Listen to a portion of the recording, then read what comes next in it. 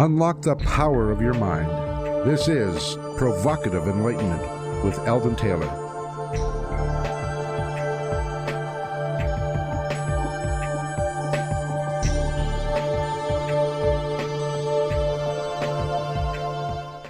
Welcome and thank you for joining us today. The next hour is devoted to learning something more, not just about the world of shoes and chips and sealing wax, but about how, what, and why we believe as we do. A time for those willing to question what they think they know or what they may believe, those willing to be uncertain for an hour. I'm Eldon Taylor, and this is Provocative Enlightenment. All right, our chat room is open, and my sidekick, Ravinder, awaits you there now. You can log on by going to provocativeenlightenment.com/chat. We do have a wonderful chat room, so Ravinder, tell us all about it, please. We do have a great chat room, and it's just a wonderful group of people that teach me a lot all the time. I've been thinking about that a lot recently, just how much I have learned through the radio show, through some of the guests that you've brought on, some of the interactions we have in the chat room, and how much it has changed my life. I mean, I'm doing some intro philosophy courses now online, and it's all as a direct result of some of the things that we have covered on the air. So I think Provocative Enlightenment is a fabulous show. The chat room is absolutely marvelous, a great group of people. I'm learning non-stop, and I do hope that you will come and learn with me too. So that is provocativeenlightenment.com/chat. All right, my wonderful microbiologist spouse is now working on the process of thinking. I love it. I love it. I love it. Yeah, I'll learn how to think eventually, honey. No, I didn't mean it to say smart aleck. All right. In today's spotlight, I wish to discuss the idea of being and nothingness. I should have a little interlude here. I handed you Sartre's book, Being and Nothingness. What? You did. That was about 15, 20 years ago, and I read the first paragraph and didn't understand. Actually, I understood each word individually. I had no idea what it meant when it was strung together. So, yeah, I've got quite an education in front of me, don't I? But you've moved a long way since then. Okay, well, sometimes there's a difference between hard science and there is, between thinking about thinking. All right. I just read a wonderful philosophical discussion regarding the question of being and nothingness. Why is there something instead of nothing? If you enjoy philosophy, I highly recommend the book by Jim Holt, Why Does the World Exist? An Existential Detective Story. If you seriously give this idea some thought, you're driven to ask, why is this question meaningful? Altogether too often we take the obvious for granted. And we may look around the world and see beauty and even find a moment of awe. But how often do we really consider the question, why a world at all? This why question typically leads religious people to God. But that's not a sufficient reason in and of itself, especially when they define their God with characteristics such as eternal and all-knowing. No, in fact, the solution God only begs more questions, such as, why did God create the world? I mean, an all-knowing God knew in advance the outcome of this world, who would suffer and what horror some may bestow on others. So again, the question, why, maintains its meaningfulness. There are those, of course, who insist that a reason for why, something instead of nothing, isn't a necessary or even a practical question. Many things occur without a reason, they insist. The universe just is. This, too, however, seems unsatisfactory, at least to me. Perhaps it is in my nature to seek some causal sequence, for even the Big Bang theory in physics offers at least a beginning. That said, one can fairly ask, what preceded the Big Bang? It seems that the question, why does the world exist, is essentially a personal question. Why do I exist at all? If an all-knowing God created the world, why? Is it possible that we're nothing more than some sophisticated version of iLife, creatures in a computer simulation? Are we possibly only characters in a dream, and all of this world is but an illusion? There are many myths, stories, legends, allegories, and the like offered to answer this why question, but they all fail either when tested logically or they're simply tautological. I recently enjoyed a conversation with my friend Richard about this very subject. He grilled me on the logic of matters and finally then asked, "Why do you believe?" My answer was simple. It is because of the persistent anomalies, the miracles that defy explanation, many of which I've witnessed, that I believe. Richard remarked, "We need a word or term for those persistent anomalies because they're everywhere." I agreed, and then he offered this term, Paulian paradox. He explained, St. Paul said, "Faith is the evidence of things unseen." Okay, so for me it is the Paulian paradox that must satisfy my why inquiry. Perhaps in the end the finite has no way of comprehending the infinite. Now, I'm very aware that some of my associates, specifically those in the camp of the reductionistic materialist, may find this position hard to swallow. But then, as Soren Kierkegaard put it, these folks are often Pharisaical scholars who strain at a gnat and swallow a camel. My thoughts anyway. What are yours, Ravinder? You know, it is a great book, Jim Holt's Why Does the World Exist? I can recommend it too. It's a great way of exercising the mind in thinking stuff through. It's just a fascinating book. It's given us great food for thought as we've, discussed different aspects to it. I do like your Paulian paradox. I think I tend to agree with you there, because when I look at things logically, and atheism has a lot going for it. There are lots of holes in religion every time you look around, but then what is it that makes me still believe in a God? And it is those experiences that you have, those unexplained, those things that go on, that internal nudging, I think, is all part of it too. So yep, it's a fabulous book. I would recommend that you guys get it and stop and think, why do I exist? Why do you exist? Yeah, and in fairness, of course, the evolutionary psychologist would have an explanation for those inner nudgings that we have, but they fail at explaining, again, what we in the past have called anomalies, but today we just refer to them as Paulian paradoxes. I like that. Thank you, Richard.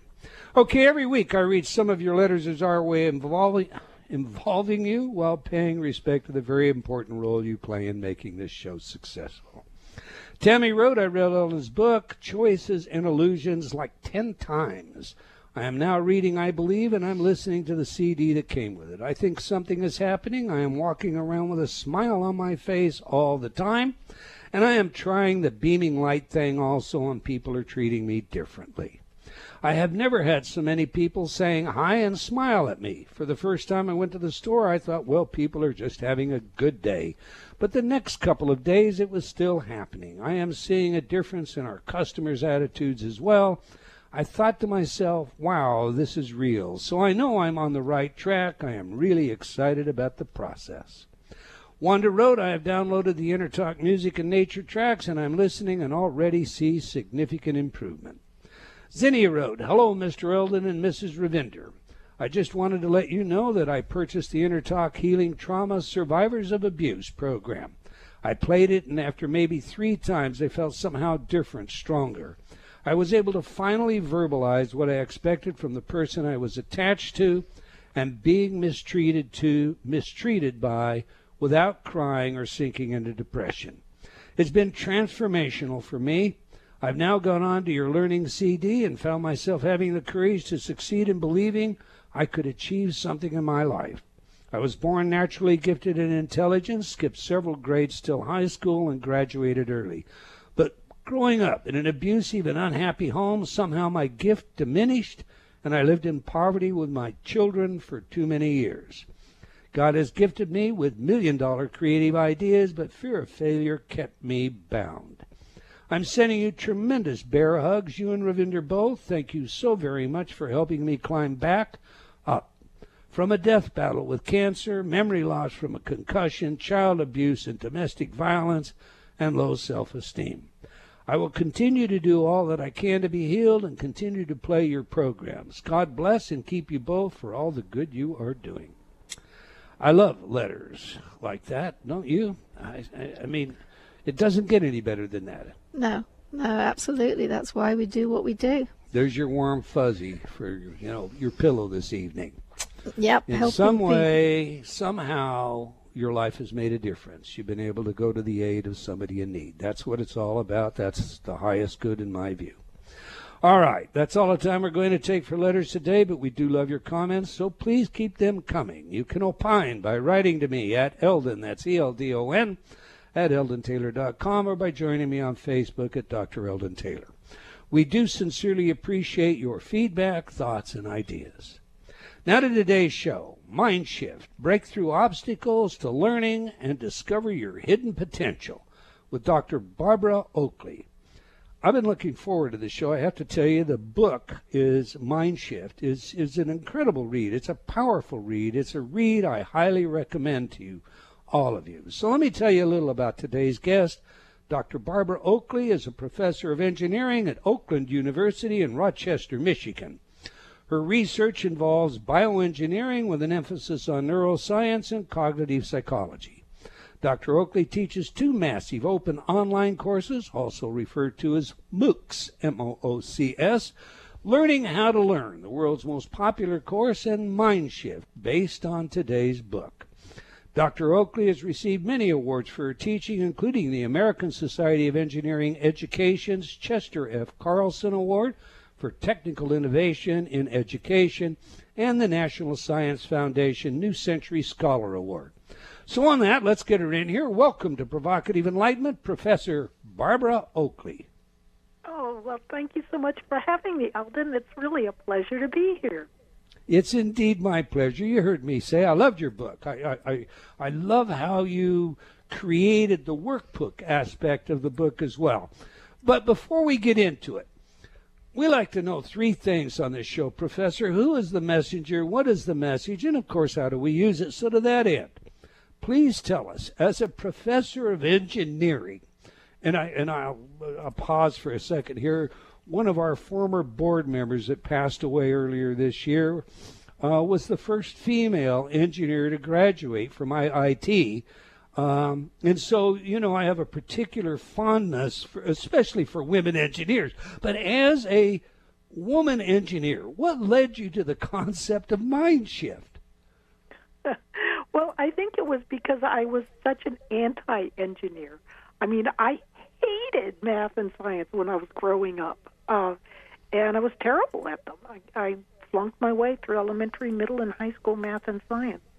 But the thing is, when I got to be age 26, I was getting out of the military, and I had trained as a linguist. I'd learned Russian. And I realized that, there was, no jobs available for me. No recruiters were knocking on my door saying, we just got to get you in there with your Russian language skills. And so I realized that by following my passion and doing what I really loved, I had inadvertently put myself in this kind of narrow box because I hadn't been willing to broaden the kinds of things that I was willing to learn about. And when I finally realized that, I thought, wouldn't it be interesting? I mean, I'd always pictured myself as this person who was interested in new topics and broadening myself, and so I finally realized, well, heck, why don't I try to actually learn something I think I can't learn, which is math and science, and it turned out to be successful. So that's here I am. So you reinvented yourself, but now you have been nicknamed the female Indiana Jones. Please share with us why that nickname. Well, I think it's because I joined the Army right out of high school and learned Russian in the Defense Language Institute. Then I ended up out on Soviet trawlers up on the on the Bering Sea, working for the Russians, and so I have some very good when I have a glass of wine or two, my Russian comes back very well, and I have some good stories about that. But then I ended up at the South Pole Station in Antarctica. That's where I met my husband. So I always say I had to go to the end of the earth to meet that man. Mm-hmm. So kind of had a lot of different adventures outside of academia, but I think that has really informed my work within academia. And I highly recommend it to academics to take a little break and get outside of academia for a few years, because it can sure do a lot for lending some novel perspectives to your creativity. And you're being a little modest. I think a major reason for the tag, Female Indiana Jones, is your ability to take diverse information and knit it together in such a practical way that other people just fail to see. You're the problem solver, Indiana Jones, as well as that robust traveler, huh? Well, if I have a gift, I think it's the fact that I don't have a very good working memory, so I can't remember things very easily. If you give me a big list of things, I'll kind of look blindly at you. I'm not a fast thinker, so if I sit down to study something, it's not like I learn it instantly. It takes me a while. But it turns out that these kinds of things can be real assets if you're trying to look creatively at something. That if you don't have a good working memory, you often have to simplify things, kind of dumb them down, so to speak, or come up with good metaphors to help yourself understand them. And that can help you see in elegant new ways and help you to explain to others in very nice ways. So I think some of my worst attributes, the fact that I'm kind of slow at learning things and I don't have a good memory, turn out to be really good assets. And I think that if people in general realize that about themselves, it can help them to feel a lot better about themselves and be more effective in whatever they want to work on. You have a metaphor, an analogy that I must confess I borrowed just this last week in a conversation that I was in during lunch, having to do with fast thinking and what we think of as slower thinking. This was a person who I was discussing things with that didn't think that they were really such a fast thinker. How about sharing with us the difference between the race car driver and the hiker? Because that's a very powerful metaphor. Oh, I'm so glad you brought that up. Because sometimes when I'm teaching, for example, I teach probability and statistics, and I might ask a sort of advanced question about Bayes' theorem, and it's kind of technical, and it's a little hard to even follow when someone's asking a question about these kinds of things. But there's invariably someone in my class will raise their hand and they got the answer right off the bat. And I think that can be intimidating for other students because it's kind of like, well, what's in it for me? I don't think that fast. I can't get to the answer as quickly as these superstar race car brain driver sorts of people. But I think the way to think of it is this: when some people get to the finish line, in other words, they can get the answer really fast. They've got these race car brains. And other people, they get to the finish line, but they're much slower. They're like hikers. But think about how a hiker experiences the path they go along. They can reach out, they can touch the leaves on the trees, smell the pine in the air, see the little rabbit trails, hear the birds. It's a much different experience than that race car driver blur. And in some ways, that hiker experience is far richer and deeper. So I always think, if you've got a hiker kind of brain, it's a little like my hero in science is Santiago Ramón Cajal. And you've probably never heard the name, but he won the Nobel Prize for neuroscience back about 100 years ago. And he's known as the father of modern neuroscience. And what Ramón Cajal said was, I was no genius. I got to where I was where I am because I was persistent and I'm flexible in the face of data that says, oh, I'm wrong about something that I supposed was my hypothesis. He said, I've worked with many geniuses. And the problem with geniuses is they're so smart that they often are just very used to being right. And that means that they often, as they grow older, tend to jump to conclusions. And when they're wrong, they don't have experience doing too much changing of their minds. So they're inflexible about mistakes. So I think if you have a hiker kind of brain, that's still okay, because you can sometimes see things even the brilliant geniuses miss, and you can flexibly adapt yourself and find these kinds of interesting ways of doing things that even the geniuses can't see. So I think there's just a lot of encouragement for for people who have all sorts of approaches to their ways of learning and understanding the world. It reminds me of Einstein's refusal to accept many of the principles of quantum mechanics with his God doesn't play dice with the world. So you're absolutely right. You can be the genius, the Albert Einstein, but if you're going to argue that you already know everything, or that you see yourself with such bias that you can't be wrong, well, then you've inhibited your ability to make discovery, and you certainly have not done that in your life. I'm going to ask you an aside question here based on, some other information that you have written, etc. Sometimes it's been received controversially. It has to do with nature, nurture, and for all intent and purposes, what people think of as an evil gene. Why do some folks intentionally inflict pain on others?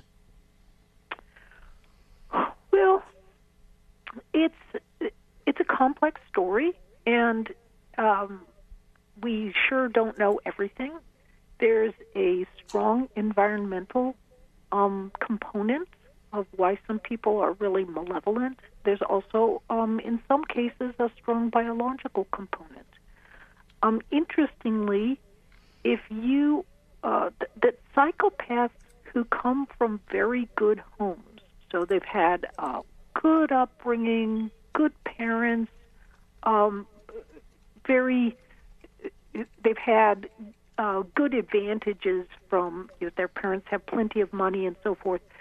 Psychopaths who come from this kind of background often seem to have a strong biological push towards psychopathy, whereas individuals who come from a very disadvantaged background, it seems to be much more common that it's something environmental that has helped propel them towards their antisocial ways.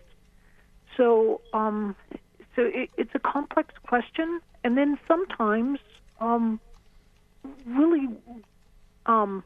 there's also a mixture of people. Not everyone is a psychopath who does malevolent things. You can have people who can present themselves in public as one way, and then in private they're a completely different story. So I think we're seeing some of that playing out now with the sort of public unveiling of a lot of behind-the-scenes misbehavior, shall we call it, that's been going on the part of a number of very well-placed males in society, which is not to say that females aren't fully capable of also being somewhat duplicitous in how they present themselves. But why do people do things like this? And there's some good evidence that that people can really present themselves as just being the nicest people in the world, and yet they have subclinical. They can show some subclinical manifestations of borderline personality disorder, and so they can do a lot of really iffy things when they get around. When you might, for whatever reason, push their buttons, or, for example, you can just say hello, and that can push their button because they don't feel like you should be friendly that day. But the reality is, what individuals like this can do is they can. For example, I was reading about this one fellow, and he would take these young women. He'd be really nice to them, invite them to dinner and so forth, and then he'd get them alone, and he'd aggressively move on them. And if they turned him down, he would go to the office and he would say, "This girl really put the moves on me, and I had to shut her down gently, but you watch out for her because she's really kind of weird." And what he would do is lie about these women, at least according to reports, and make it so that he was ruining their careers if they turned him down. In an attempt to alienate them. Why do people do things like that? It's a weird mixture of, there's some evidence of some biological genetic components to this, and also I think that if you get away with it, it encourages you to keep getting a little bit bolder. We live at a time that you and I could have an entire show on this, but I want to move to your book. However, we do have a commercial break right in front of us, so when we come back, we're going to talk about Professor Oakley's book and her techniques, Mindshift. We're speaking with Professor Barbara Oakley about her work and book.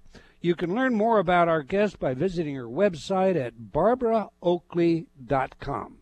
Now we have a video for you in our chat room featuring our guest explaining fast thinking versus slow thinking. So if you're not in the chat room already, now's the time to get on over there.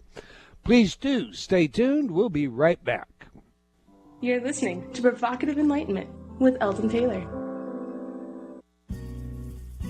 Change has never been easier. Whether you wish to lose weight, stop smoking, build better relationships, become creative, enjoy ultra prosperity, or simply relax and promote self-healing, InnerTalk has been repeatedly demonstrated effective in the most rigorous of scientific studies. Our customers love InnerTalk. Sean wrote, "I have struggled with bulimia for over 30 years and have never been able to lose weight without restoring to it until I used InnerTalk." Vicky wrote, "My hubby has been using the Stop Snoring CD and already his dangerous and raucous snoring levels have stopped." Celeste wrote, "I recently graduated from Taft Law School with honors. I'm writing to tell you how much your InnerTalk CD, Excel in Exams, has helped me. With over 300 titles to choose from, there is something for everyone. Check it out today by going to innertalk.com.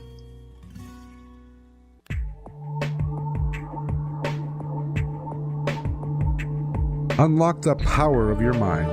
This is Provocative Enlightenment with Eldon Taylor.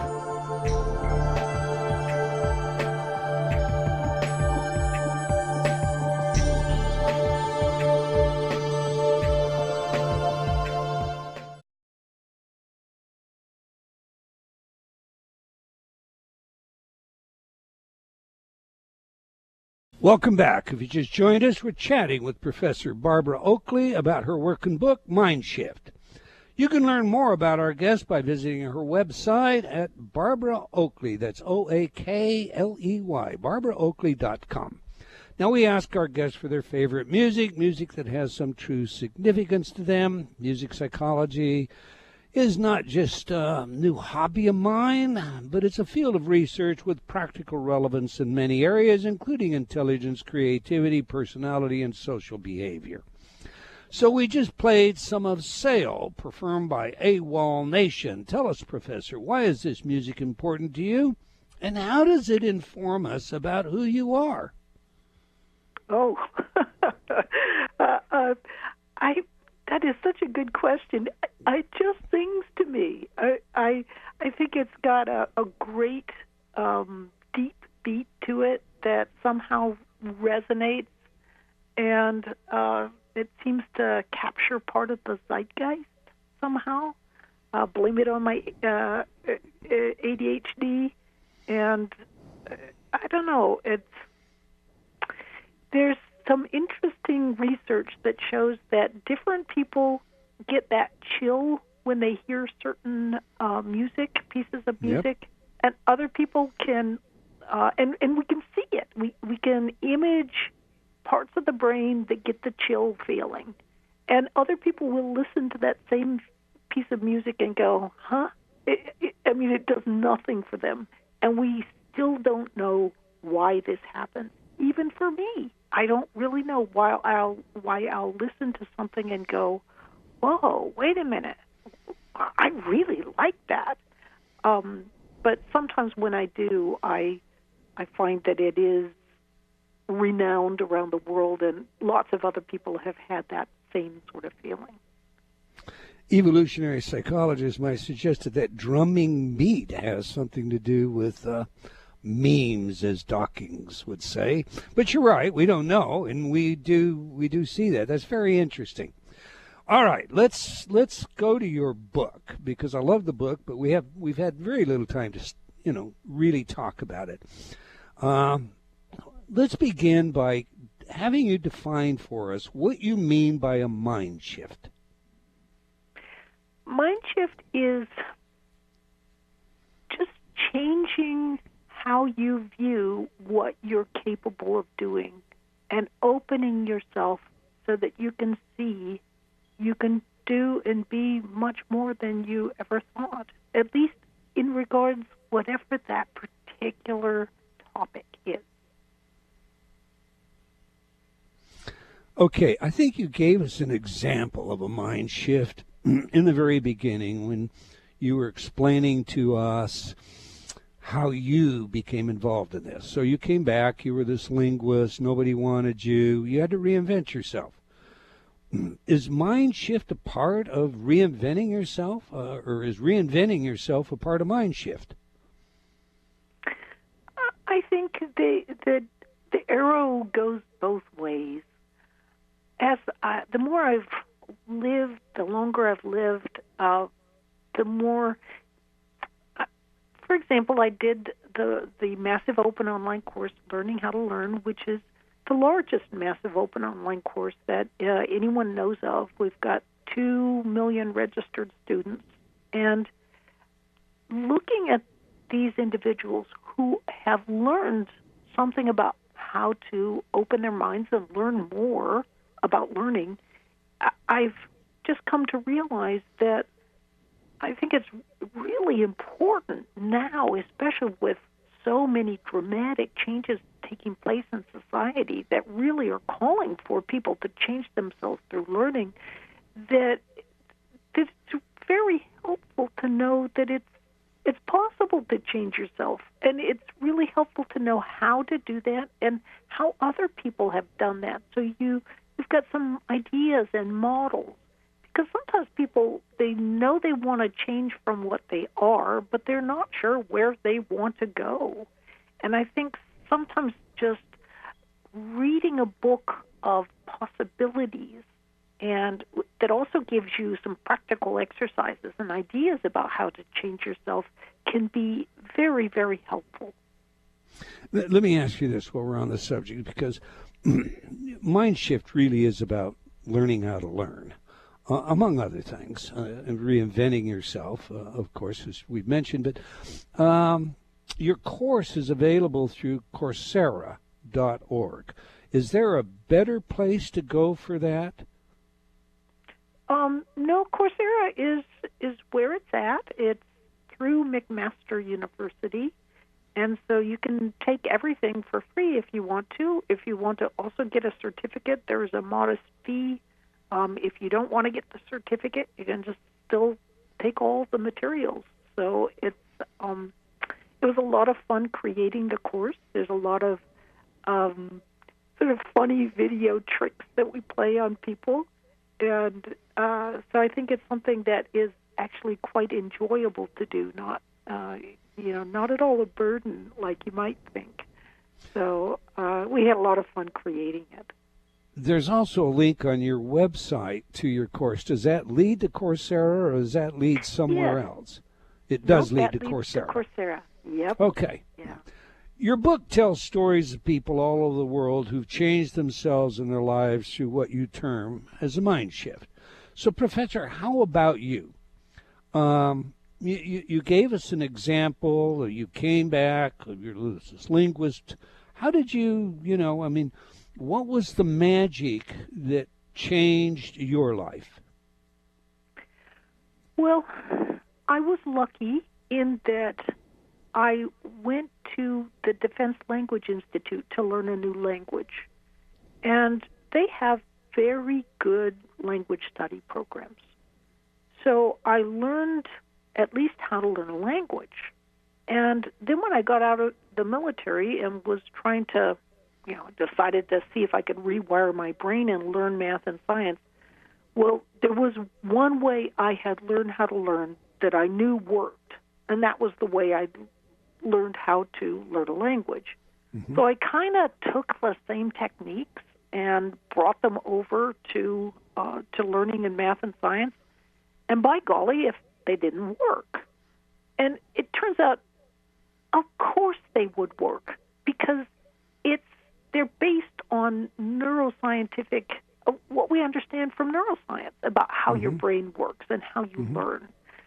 So that's why in the course Learning How to Learn, I just kind of separate these out along with my colleague, Terence Danowski, about we're co-instructors, and he's one of the world's foremost neuroscientists. And I think when you tease out, how does your brain learn? When you practice something, what is happening in your brain? And when you lay out the ideas, they're really very easy, very straightforward. How do you avoid procrastination? Once you begin to understand these kinds of fundamental ideas, you can start learning more effectively. So incidentally, procrastination, I think, is probably the world's number one obstacle to changing your brain, to doing a mind shift. Right. And so probably the best technique is just to do a Pomodoro, which is this wonderful, very simple technique invented by an Italian, Francesco Cedillo. And all you have to do is turn off all distractions, so nothing popping up on your computer, no little ring-a-dingies on your phone. Set a timer for 25 minutes. Focus as intently as you can on whatever you're doing for 25 minutes. If you get distracted, just bring your mind back. And then, and this is the most important part of all, when you're done, give yourself a little reward. So, listen to a song that's one of your favorite songs. Get up and stretch and or chat with a friend, either online or in person. Take a 5 or 10 minute break, and then if you need to, go back at it. And this technique is really powerful because you're giving yourself the reward, it trains your brain to enjoy what it's doing. I mean, it takes some sessions to do this, but after a while you find that if you just sit down and set a timer, and incidentally, there's some wonderful Pomodoro apps. If you just set one of those going, you're off to the races, and you can get some stuff done that you really didn't think you could get done just by doing it in these little 25-minute bursts of activity. Pairing the reward is an important part of changing behavior. There's no doubt about that. I have to ask you this, since you spoke of the Language Institute. Carl Schleicher, Dr. Carl Schleicher, a late friend of mine, did a lot of work with the Language Institute in Bethesda, Maryland. And at that time, the last time I had a conversation with him, we spoke about how they taught foreign languages in such a short period of time. And he indicated to me that they were using 60 beat a minute music, adagio largo music for brain entrainment, and some subliminal props and etc. Do you incorporate any of this in your technique or techniques, tools that are used in Mindshift? No, not really. I haven't explored those, but I think simply the ideas of chunking, which is creating these patterns that you can instantly pull into mind through practice and repetition. That is a extremely powerful tool, and also simply the idea of seeing other people who have successfully transformed themselves. That's a great motivational and inspirational tool as you might be starting to try to learn a new language, for example. Well, I'm not taking a course. I have to be candid about that. I am going to take that. I think we can all improve how we learn. It doesn't matter how much we read or how much we study or who we talk to. And who knows? I mean, maybe I want to reinvent myself and become a race car mechanic or some such thing. This I do know. It's the world's biggest massive online course, Learning How to Learn. So I'm going to kind of take you to a side here now.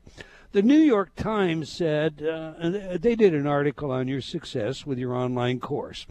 And again, I mean, I love non-pretentious people, so I'm going to ask this. They wrote, quote, "The studio for what is arguably the world's most successful online course is tucked into a corner of Barb and Phil Oakley's basement, a converted TV room that smells faintly of cat urine. At the end of every video session, the Oakleys pin up the green fabric that serves as the backdrop, so Fluffy, I assume that's the cat, doesn't ruin it. My question then, Professor, does Fluffy ever make an appearance in your course?" Fluffy does not make an appearance in our course.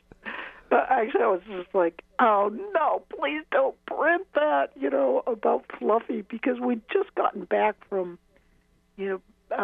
extensive 1 month in Japan and 3 weeks in Colombia, and we just got back home. We were frantically trying to clean up because our guest person who watches Fluffy sort of missed a few things, and obviously we didn't quite get it all. But so Fluffy has been immortalized in the New York Times, and she doesn't really make an appearance, but our younger daughter refers to her as, I don't know if you read Harry Potter, but she refers to her as the family Horcrux. And so she kind of lurks in the background. She's quite happy to wreak whatever havoc she can and things, but she's 20 years old. She's got terminal kidney disease, so whatever it takes to kind of get her through happily in her final year or years here, that's what we're trying to do. I love real people. I just love it. Okay. Share with us what you mean by embrace your inner imposter. Oh, well, it's because I'm always hearing from people saying, oh, you feel like an imposter. You've got to fight that syndrome. If you feel like an imposter, you're not really a fake. You're there because you deserve it. And it's all, it's something that you should be proud of, that you are there in whatever position that you're feeling like an imposter in. And I think that's baloney, actually. I think the biggest problem we have in society today is often a misplaced overconfidence rather than underconfidence. And what being an imposter is often sort of a legitimate fear and lack of confidence, because you're moving into something that's kind of scary for you and that you haven't done before, so you don't really know for sure you can do it. And by golly, I think it's a great thing if you feel pretty darn nervous about it, because that opens your mind to being careful and to actually listening and changing in the way that you need to in order to be successful at whatever you're working at. I can tell you that in my engineering classes, for example, it is far more likely that the person who comes into my class and they're like, me and I got this. I'm going to be so successful. It's far more likely that that person is going to fail than the person who comes in and says, I'm way older than everybody else in here. I'm not really sure I can do this. I'm really just very unconfident about everything. That person has a far higher likelihood of being successful just because they're going to pay attention and actually try to learn about things. And when they have errors, they're going to correct them. So if you feel like an imposter or a fake, whatever you're trying to start doing or are doing, I'm like, congratulations, join the club with me, because I'm always feeling like a fake. And it's actually worked out pretty well for me so far. No kidding. All right, we're running short on time. Throughout your book, you offer what you call key mind shifts. I love them. Share one or two with us, and please flesh them out in the limited time we have in terms of how they're beneficial. Oh, gosh, a key mind shift. I think that if one of them is simply this idea that if you feel like a fake, that's a good thing, and you can change from it. And then I think just being willing to step in and grow and embrace that part of yourself that is willing to try new things. That's one of the things that people often don't realize is that their past, if their past is really different from whatever they're trying to move into, that is one of their biggest assets. They often don't realize that. Let's say that for example, one individual I knew was a musician, and he decided to become a doctor. Well, being a musician doesn't seem to have anything to do with becoming a doctor. How could you possibly be successful? Well, he found out that even though he had previously flunked math and science, but what had happened was he'd given a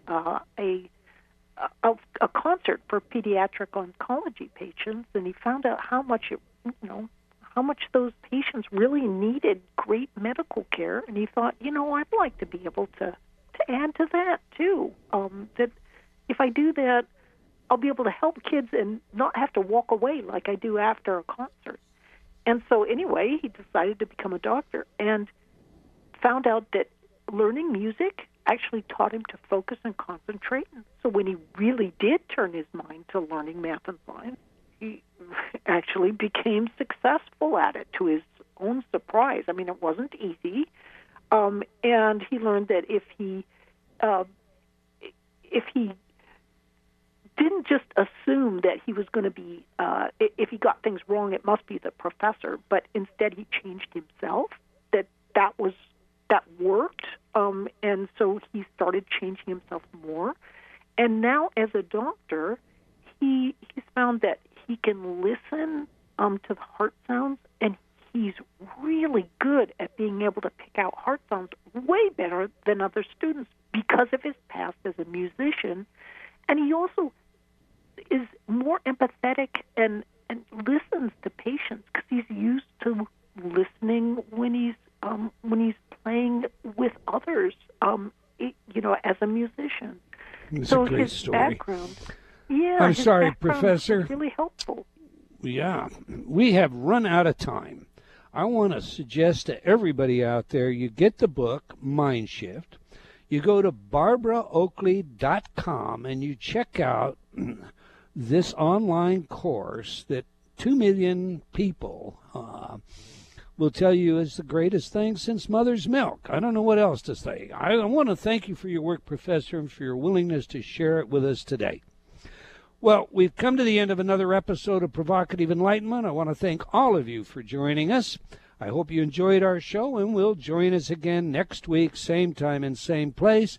And do tell your friends. Let's have them join us as well. Okay, until next time, wherever you are in the world, remember, believing in yourself always matters.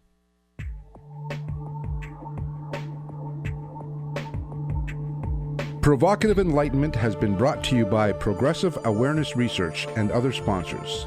Provocative Enlightenment is a syndicated show and appears on other networks. For a schedule of show times, visit provocativeenlightenment.com. If you're interested in becoming a sponsor, write to Eldon at eldontaylor.com.